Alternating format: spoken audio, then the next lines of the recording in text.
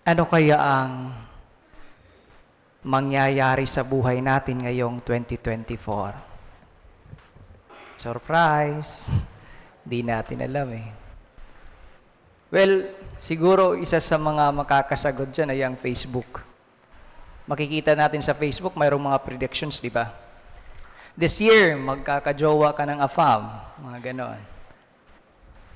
This year, mananalo ka sa loto. May mga ganong predictions sa Facebook. Ano kayang sa akin? Well, ayaw kong alamin. Baka ma-prostrate lang ako at di magkatotoo, di ba? So better not.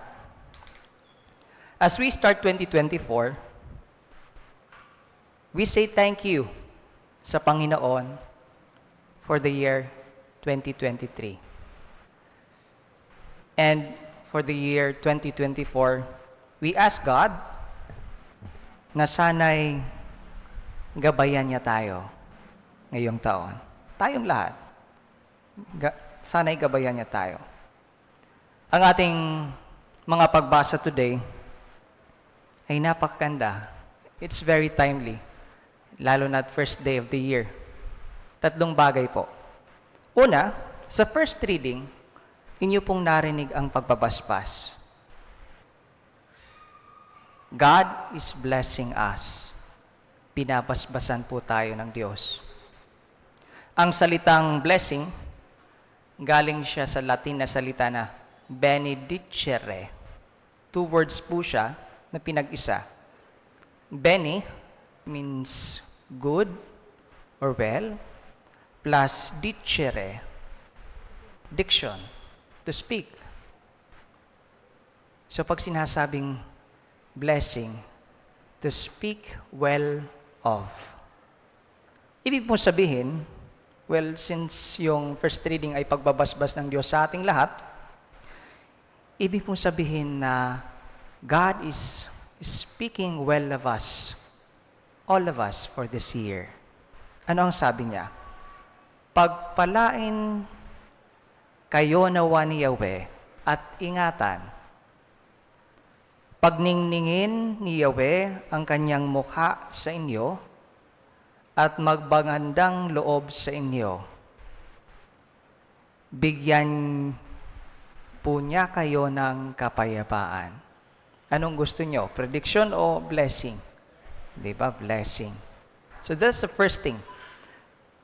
Binabasbasan tayo ng Diyos as we start the first day of the year. Pangalawa, sabi ni St. Paul, tayo ay mga anak ng Diyos. Tayo ay mga anak ng Diyos. May ugnayan tayo sa Diyos, may relasyon. At tinatawag natin siyang Ama. Father. Ano ang tungkulin ng isang ama sa totoong buhay? Well, He provides, He protects as well. Sa mabuting balita, sa gospel, sa Biblia, minsan marinig natin sinasabi ng Panginoon na yung mga bulaklak nga dinadamitan ko ng magaganda. Yung mga ibon pinapakain ko. Kayo pa kaya? Tayo pa kaya? Translation. Trust me. Yan po ang sinasabi ng Diyos. I am in charge. Trust me.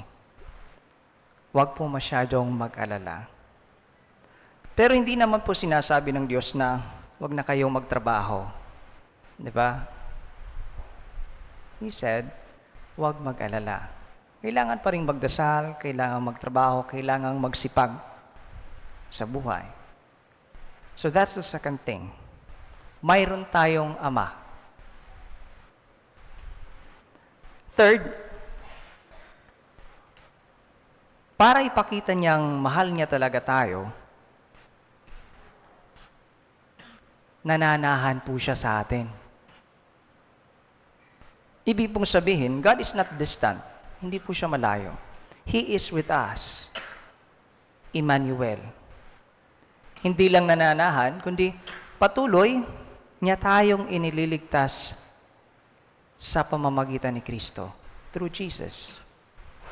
Kaya nga ang ibig sabihin ng pangalang Jesus ay God saves.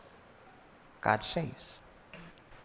Ayon sa isang aklat na ang titulo ay Sacrosanctum Concilium number 7, nakasaad doon, to accomplish so great a work, Christ is always present in His church, especially in her liturgical celebration. Sa atin pong mga pagdiriwang sa simbahan.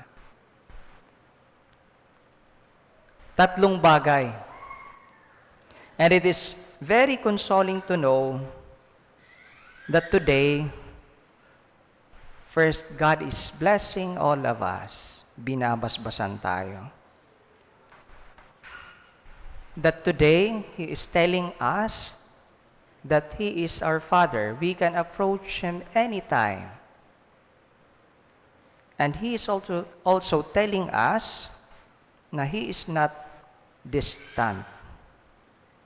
He is with us. Kapiling po natin siya. Nananahan po siya sa atin. So, tatlong bagay yon. To end my homily, I would like to tell you a story, a personal story that I experienced when I was in Homonhon Island. Alam nyo, merong isang ina doon na one time, early in the morning, papunta ako para magmisa sa isang baryo. Tapos, nakamotor ako, nakasalubong ko siya. Huminto ako at grinid ko siya, "Good morning, Nay." Sabi ko, "Saan kayo papunta?" Hila-hila niya yung anak niya. Nakahawak sa kamay niya. Sabi niya, "Good morning, Father.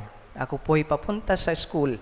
Ihahatid ko ang anak ko."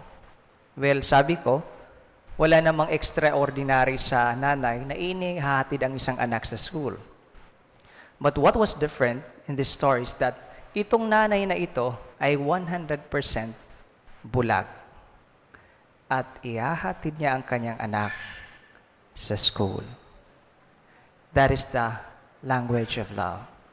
Ganun kalalim ang pagmamahal ng isang ina. Ngayong araw, siniselebrate natin ang kapistahan ni Maria, Ina ng Diyos. It's spiritual mother nating lahat. And I believe na throughout this year, gagabayan niya tayo. That's our prayer. That's our prayer. So, 4 na bagay, hindi na lang 3, di ba? God is blessing us. He is our Father. He is present. And He is giving us Mary to walk with us and to guide us. Happy New Year po sa inyong lahat.